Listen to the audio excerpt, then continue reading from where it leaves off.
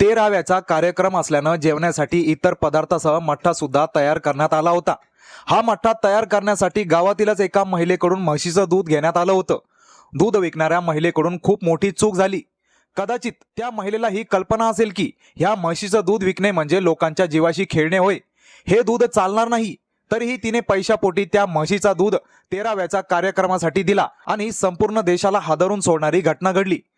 13व्यात जवळपास 200 ग्रामस्थ जेवले होते आणि सर्वांनीच मठ्ठा घेतला होता। आता 13व्याचा कार्यक्रम होऊन 3 दिवस उलटले आणि तिसऱ्या दिवशी या गावात जे घडलं ते नक्कीच विचित्र पण अंगाला काटा आणणारं आहे। कारण 13व्यात आलेल्या जवळपास 200 जणांना म्हणजेच ज्यांनी 13व्यात जेवताना मठ्ठा घेतला त्या सर्वांना अँटी रेबीज इंजेक्शन देण्यात आलं। 26 डिसेंबर रोजी या गावातील अचानक 200 ते 210 जणांचा घोळका ग्रामीण रुग्णालयात धावत आला आणि हात जोडून डॉक्टरांना विनंती करत होता, आम्हाला तात्काळ अँटी रेबीज इंजेक्शन द्या। लोक अक्षरशः वेडी झाली होती। लोक तुटून पडले। एकावर एक चढून नंबर लावण्याचा प्रयत्न चालू होता। काही मिनिटात ही बातमी संपूर्ण जिल्ह्यात पसरली।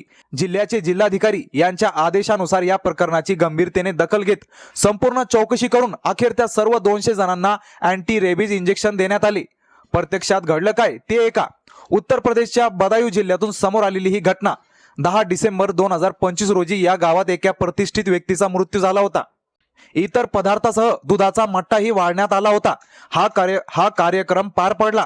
त्यानंतर 3 दिवसांनी म्हणजेच 26 डिसेंबरला गावातल्या लोकांना माहिती मिळाली, ज्या म्हशीचा दूध 13व्याला मठ्ठा तयार करण्यासाठी घेतला होता त्या म्हशीला पिसाडलेला कुत्रा चावलेला होता आणि त्या म्हशीचा आज मृत्यू झाला। खरं तर सदरील शेतकऱ्याने ती म्हैस बाजूला बांधून ठेवली होती। त्याच्या पत्नीलाही याची कल्पना होती, पण तिने त्याच म्हशीच्या धारा काढून दूध विकलं होतं। त्यानंतर 3 दिवसांनी 26 डिसेंबरला त्या म्हशीचा मृत्यू झाला। गावकऱ्यांना हे माहीत झालं। सगळीकडे धामधुमीचं वातावरण निर्माण झालं। हे बातमी ऐकून गावकरी वेड्या हरकती करत होते, कारण त्यांच्यामध्ये रेबीज होईल अशी भीती निर्माण झाली आणि त्या सर्वांनी गावातील ग्रामीण रुग्णालयात धाड मारली। एकाच वेळी एवढी लोक धावत येताना पाहून तेथील डॉक्टरही चिंतेत पडले होते। लोकांचा वेडेपणा पाहून डॉक्टरांच्या मनातही भीती निर्माण झाली। गावकऱ्यांची मानसिक स्थिती पाहून त्यांचा आवर घेण्यासाठी त्या ठिकाणी पोलिसांचा मोठा बंदोबस्त तैनात करण्यात आला होता।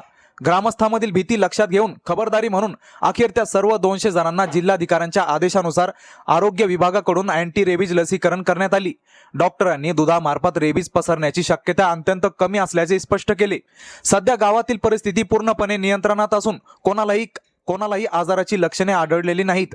आरोग्य विभागाचे पथक गावात लक्ष ठेवून असून अफवा पसरू नयेत यासाठी जनजागृती केली जात आहे। या घटनेची संपूर्ण देशात चर्चा होत आहे। तर या घटनेबद्दल तुमचं काय मत प्रतिक्रियाद्वारे नक्कीच कळवा। आपल्या मराठी चॅनलवर पहिल्यांदा व्हिजिट केलं असेल तर सबस्क्राईब नक्कीच करा।